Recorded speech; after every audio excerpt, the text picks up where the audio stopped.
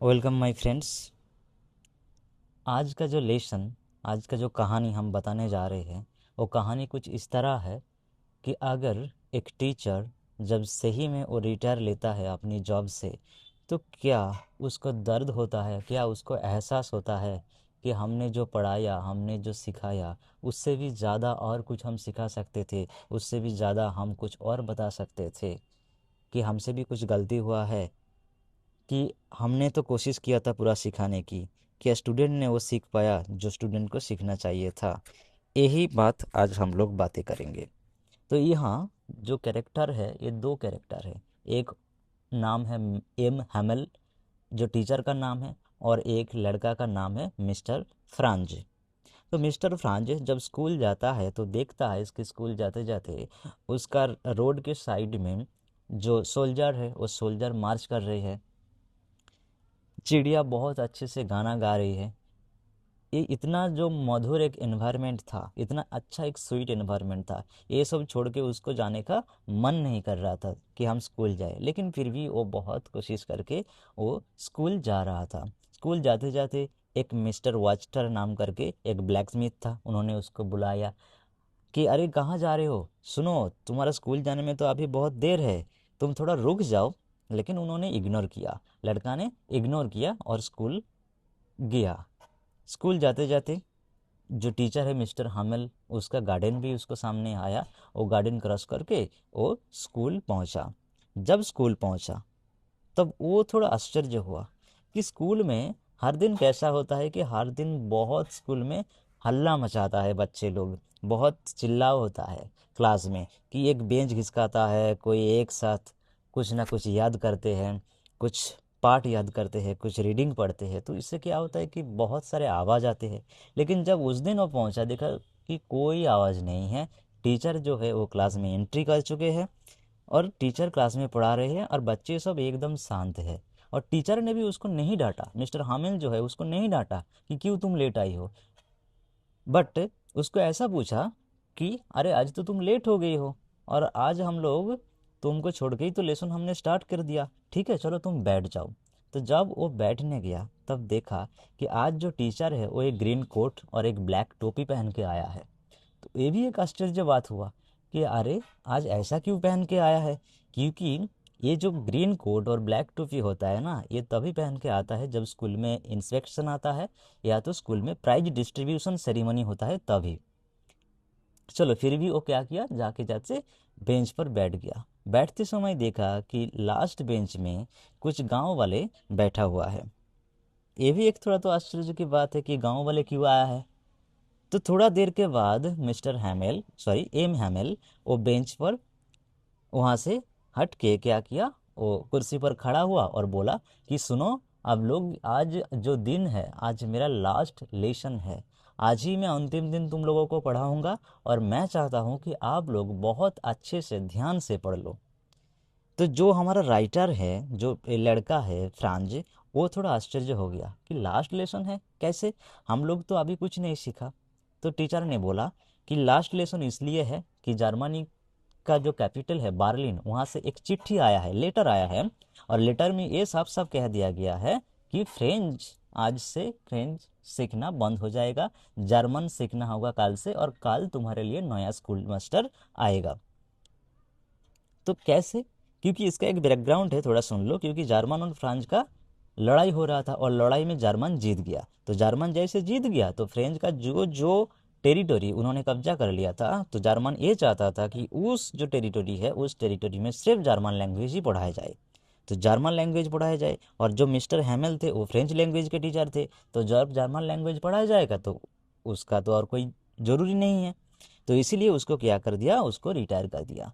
तो इसीलिए बोला कि हम कल से फ्रेंच लैंग्वेज नहीं पढ़ाएंगे। लेकिन अब मिस्टर फ्रांस को, मतलब लड़का को रियलाइज़ हुआ, अरे हम तो अभी कुछ नहीं सीखे हैं, ना तो हम लिखना जानते हैं ना हम पढ़ना जानते हैं। अगर टीचर ऐसे बीच में बोल देंगे कि हमको फ्रेंच लिखना पढ़ना कोई ज़रूरी नहीं है और नहीं पढ़ सकते हैं, तो कैसे चलेगा।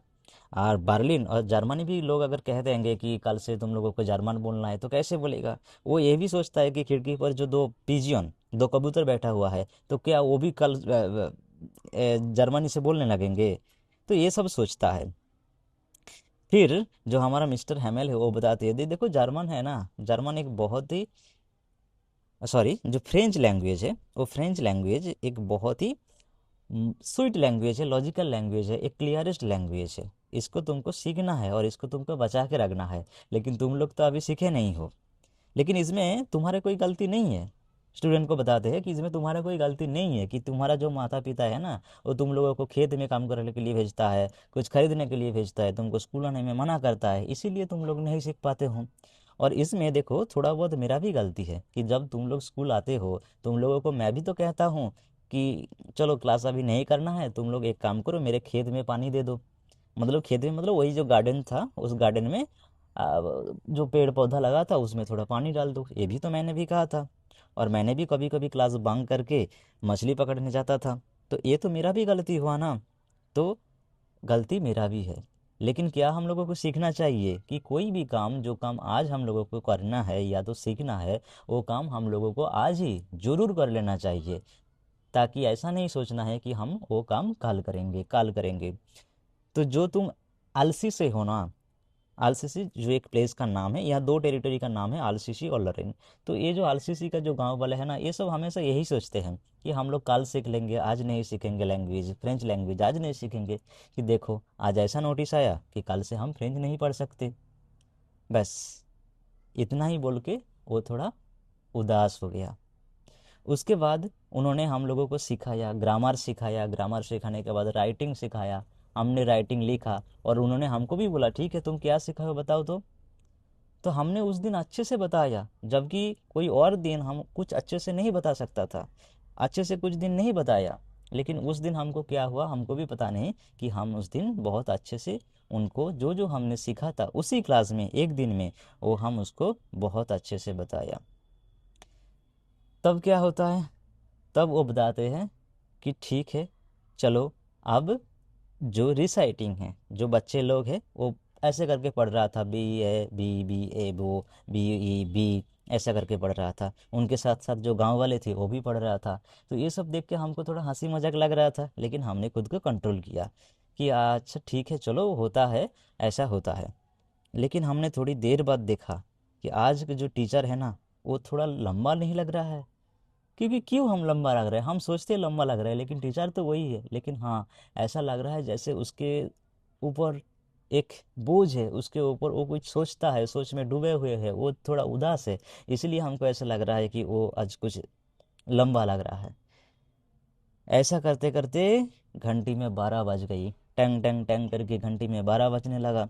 12 बजा, तो जैसे ही 12 बजा, ऐसा लग रहा है कि उसका जिंदगी का पूरा जो सपना था या जो पूरा जो सिखाने का तरीका था वो आज यहाँ से रिटायर्ड हो गया। और घंटी ऐसा था जैसे यहाँ सब कुछ ख़त्म हो गया। द टीचर, जो हमारा एम है मिलता, वो कुछ कहना चाहता था, वो ऐसा कहना चाहता था कि मैं कुछ, लेकिन वो कह नहीं पाया, वो कुछ कह नहीं पाया। वो इतना उदास हो गया, इतना दुखी हो गया कि वो कुछ कह नहीं पाया।